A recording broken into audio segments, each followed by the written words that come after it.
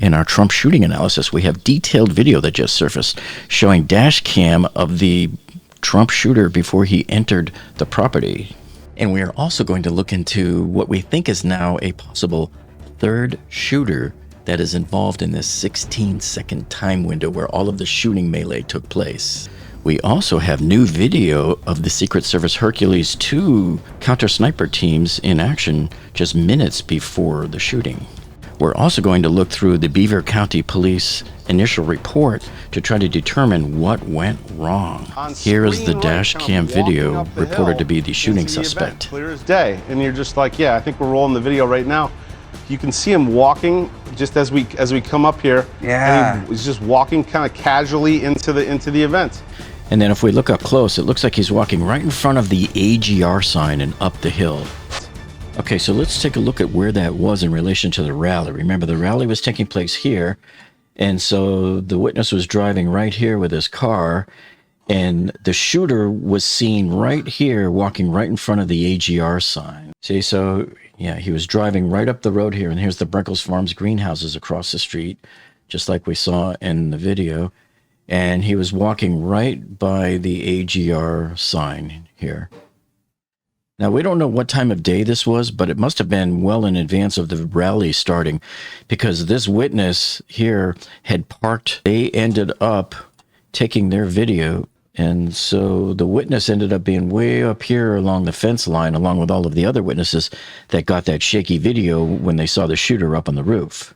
This same witness is the same guy who shot that now famous video with the photograph of the shooter turning the gun towards the crowd now, just before he got shot by the Secret Service sniper. The gunman's face looking directly at them. And why this is significant there it is because people are now saying...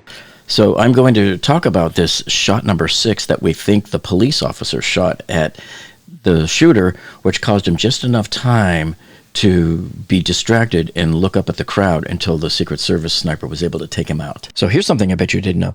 Dave Stewart, the guy that now shot that famous video of the cops that were searching for the shooter and trying to engage him just before the shooting broke out. Now, we've also solved the mystery of who that guy was running across the grass there with his red shirt on. A lot of people had brought that up in video saying, oh, he must be in on it. He must know something because he's running to safety. Well, of course he was, because he's identified himself, and it is actually Dave Stewart, the guy that shot that now famous video that I showed you the other night of him in that being engaged by all the police down at the bottom of the parking lot. Make yourself small, bro. I don't know what's going on.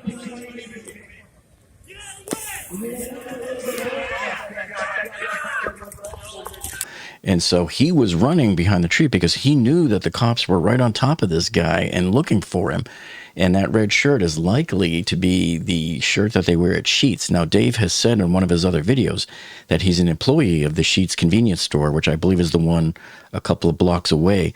And so he had come over there to just, video the whole event. So here's the crux of it, because earlier in the week, the Washington Post had posted this story, and it said that Richard Goldinger up here, he's the district attorney for Butler County, confirmed that a member of the county's emergency services unit, similar to a SWAT team, fired a shot at Crooks that prompted a reaction from the gunman. It says he believed the officer's shot caused Crooks to stop firing his weapon, buying the Secret Service snipers time to kill the gunman, which they pretty much did about 10 seconds later.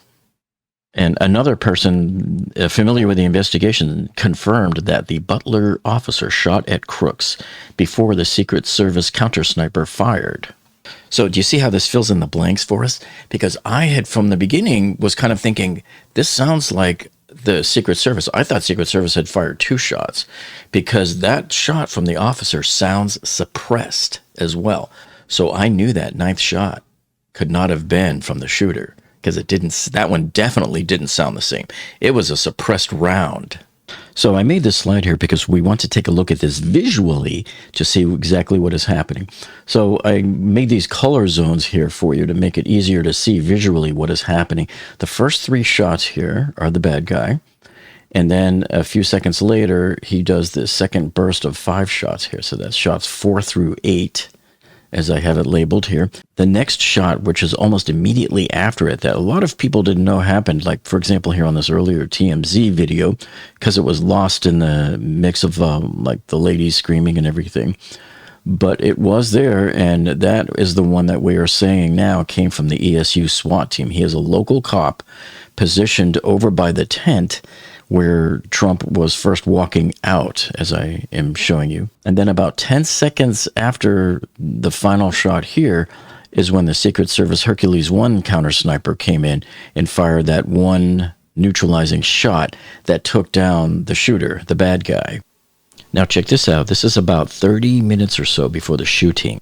And then this piece of video here was shot at about 5:40. And so it shows the Secret Service Hercules sniper team there on top of the red barn. And they look pretty casual. They don't seem to be too concerned about anybody at this point in time. And as he checks in on them a few minutes later, they're just, casually checking things out through their binoculars, checking out different parts of the area, looking for suspicious people. So again, they don't look so alarmed. And there's the local police SWAT team right there. And several minutes later, it's now probably about 5:56 p.m., about 15 or so minutes before the shooting. And the Secret Service snipers are just kind of casually checking out the area, but now they're looking towards the crowd. Now look at this scene here as the Hercules 2 team is just checking out the crowd with their binoculars. And then right down below them, you're going to see a whole bunch of the Butler County officers there right by that tent. And one of those officers is likely the one with his long rifle that shot at the shooter and made that shot number 9 that caused the shooter to stop what he was doing and point his gun at the crowd next to him that were yelling, "He's on the roof." Yeah, look, there he is. Because we have millions and millions of people in our country that shouldn't be here. We on the roof, he's right. dealers, we have people that Right should not be here, here. right on the roof. It's much tougher He's up than now. it happened. And then, of course, 30 seconds later, the shooting starts.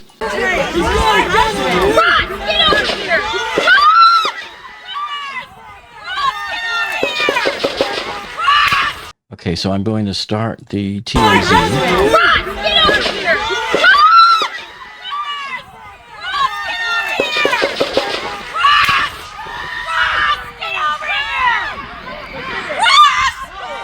Secret Service sniper will be right here. He's turning this way. Be careful, guys. So that was very clear. So what was not so clear then was you could barely hear it a little bit here, the shot that was fired by the SWAT officer. But it just wasn't all that clear there because there was so much going on. Because there was so much going on there. And that lady who kept yelling, "Russ, Russ, Russ." Man, do I feel bad for Russ. We're going to mute the TMZ down below, and now we're going to play the one from Dave Stewart's video over here.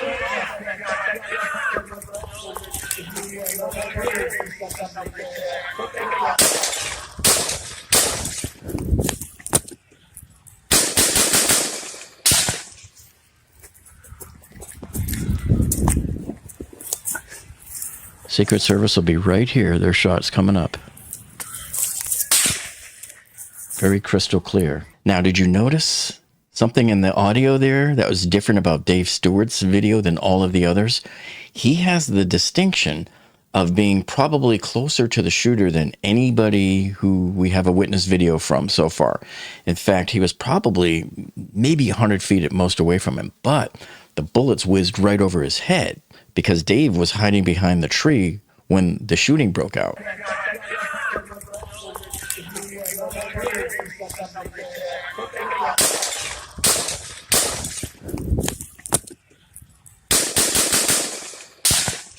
The first thing I noticed about David's video is that his audio was crystal clear on all of the shots. And the shooter's first 3 shots sounded exactly like the second 5 shots. And I had explained to you folks before, one possible reason was because all of these other people were running and their cameras were changing direction and they're all going like this and everything. And so that's why I said, well, the first 3 shots could sound different than the second 5 shots. But Dave Stewart's video here shows it very clearly. To me, they sound exactly the same. And not only is it so clear, you can actually very crisply and distinctly hear the police officer fire that shot at the shooter, which actually stopped the shooter. It didn't hit him, but it got his attention. He was like, whoa, what's going on? And then he made the mistake of turning his gun towards the crowd now like this. And as soon as he did that, that's when the Secret Service Hercules 1 sniper team, poof, got him right in the head and took him down instantly. Okay, so what I wanted to do is step through this report. Some of you may have seen this. This was released about a week ago. This is the Beaver County SWAT team's sort of after action. So they're sort of doing a post-mortem here as to what happened. And so this was the materials provided by the Butler Command. So it's showing all of the different police snipers where they were supposed to be. Here's your Hercules snipers on top of the 2 red barns. Now, a lot of people did not know because it wasn't really advertised and they didn't receive much press about it. There was 2 other teams over here. The Washington County had their SWAT team positioned in this building, and then Butler ESU had more guys in this building here as well. And they had hazmat here just in case some kind of gas might have been released. And they had more county police over here, Butler County. And as we're going to show you in a bit, they had, let's see, Dave Stewart's video showed a bunch of police and SWAT guys gathered around right here. Here's the scene as Trump was walking out on the catwalk. And so this was more materials provided by the Butler Command. And they basically broke this area up into 7 different zones here. And this is the crowd sector right here, Sector 1. Sector 2 seems to be, this is the highest protected area because this is the barns right here. And all the white tents that were set up in a row were right along here. And this is where Trump was waiting in the sort of the waiting area before they brought him out on the stage here, came into this area. Then it's interesting to note here that of course, the AGR building isn't even in their radar. And that aligns with what the Secret Service had said at the previous congressional meetings last week, was that was outside of their area, that they were focused on this as being their secure area. And they left this area up here to local law enforcement. Okay, so then they have the timeline, and it basically just shows when all the police have to be there, when the snipers were to be in place. On the timeline here, it shows the suspect was first observed at 1710. He walked by a window, and he probably had walked by one of these windows where they had a sniper here, looking out one of these with his rifle, and they had another sniper here, looking out that window with his rifle, and they had another one, I believe it was here. And so he caught somebody's attention because there weren't supposed to be that many people in this area at all. And so they likely saw him and go, who's this guy? What's he doing here? Earlier time that he was actually spotted at 4:26 p.m. when one of the officers got off, his shift had ended, and he was out in that packed parking lot and spotted the shooter there. And he even provided a photograph, at least I think it came from him. This is what was provided by the police later on. And on this photograph here, the officer has the picnic table circled in red, and the door that he came out of the building when he got off of shift is in purple. So, of course, at 7:14, they took that famous picture of the suspect. At 17:28, they took the picture of the bike by the tree there with the backpack.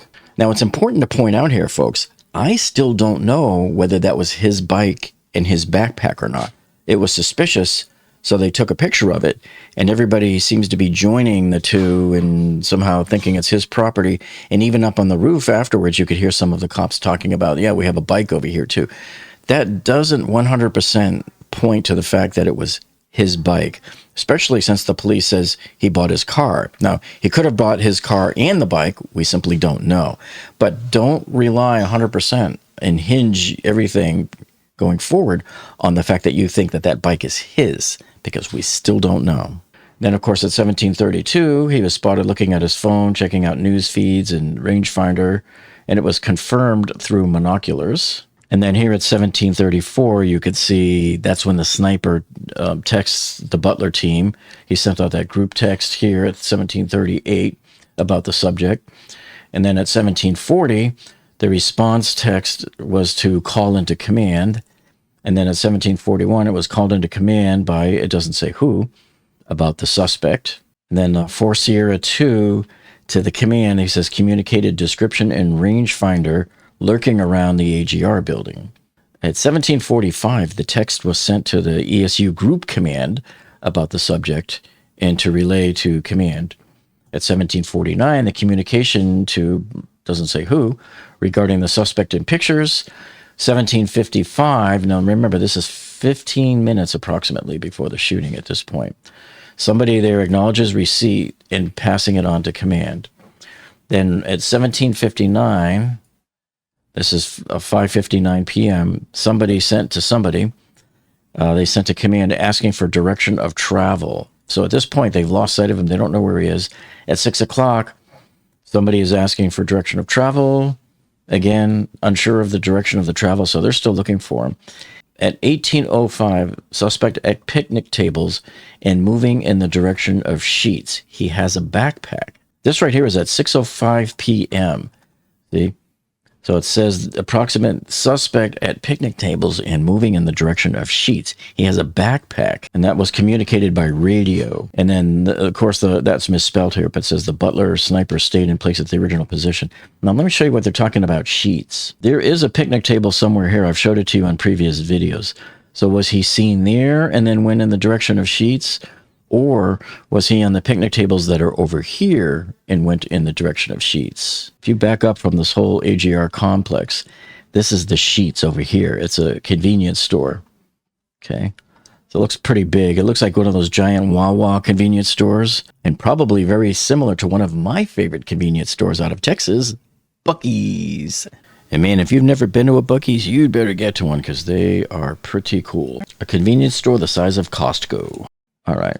So we don't know if he actually went to sheets. He probably didn't because he's only got about 3 minutes. My guess is if they saw him at this picnic tables over here and he went this way towards sheets, he was probably just walking around the building to come back around here to get onto the shed over here that I showed you in the video the other night. Step onto the AC, step onto the shed, you're on the roof, and then the video captures him running like this around over to his final position, or it captured him getting on the roof here, and he took this little section here over to this white roof and then was running across the roof here and then over to here.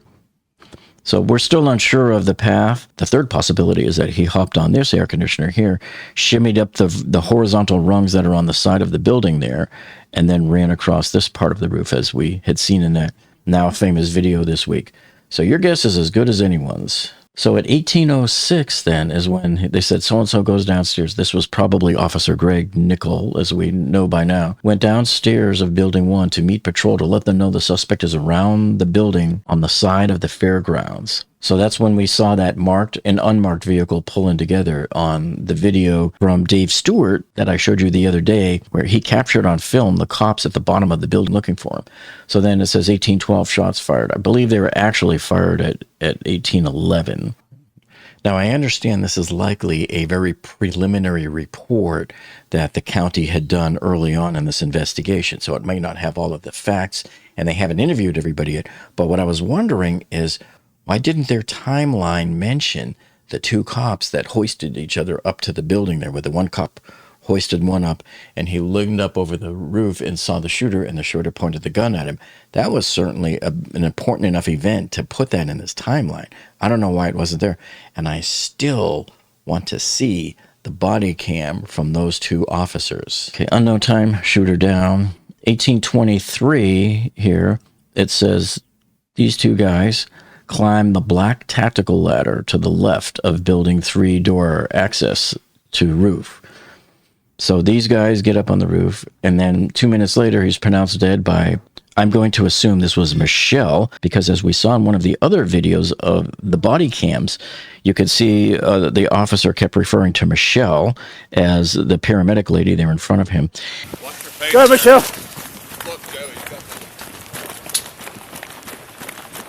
And by the way, we've heard reports that she is married to Officer Greg Nickel, the one who sent out the picture of the shooter. So the DOA photo was sent by boom, whoever took the picture. They was sent to 2 different entities.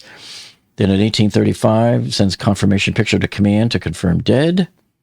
1846, from Washington County ESU, pats a suspect down and finds the cell phone device. That's when they found like the transmitter and all that. And I think that's when they found the bloody receipt from Home Depot showing that he bought the 5-foot ladder. They found his cell phone and the remote. They were found in his right pocket. And the device and face was sent by so-and-so. We don't know where. So then they did a facial recognition photo on him as well. Now, moving on here, as we look at the whole scene, a closer look. See, there's where the crowd control fence was. Now here, the sniper, which I believe would have been Greg Nickel if he was right here in this position, this was their supposed line of sight. Because remember, they're back in that window. He's probably 3 feet back from the window. Screens are on.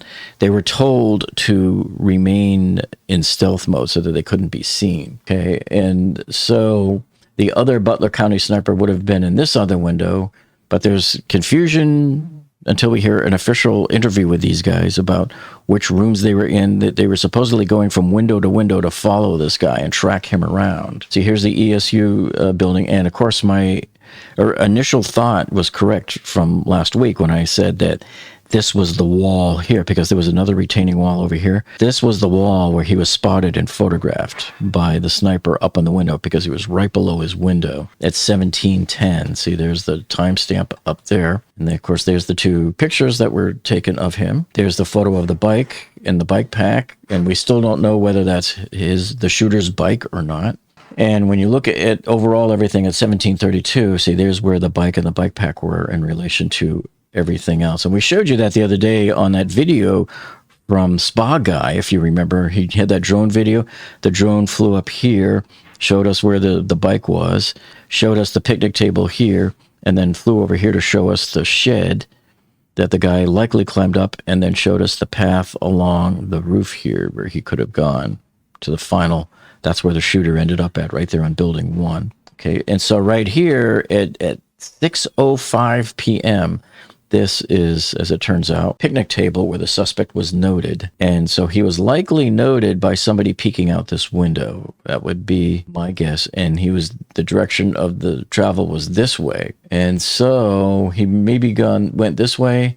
Maybe he went to go get his backpack out of the car. We simply don't know. This does not look like the backpack that was on the roof. So this is why I don't think that any of this had anything to do with the shooter. So now, between 1806 and 1811, there was uniformed patrol people over here, and then the unmarked and the marked cars were over here, and they started to drive in to come down here. And then at what they called 1812 is when the shots rang out, and the suspect was right here. And then this is that chain link fence along which Dave Stewart was at. So Dave Stewart was pretty much filming along this area here. Make sure you check out these other 2 videos that I've uploaded over the last couple of days here. These are the fresh new videos for you to check out. If you haven't been here on this channel, you want to binge watch those. So thanks for tuning in, and we'll see you on the next one.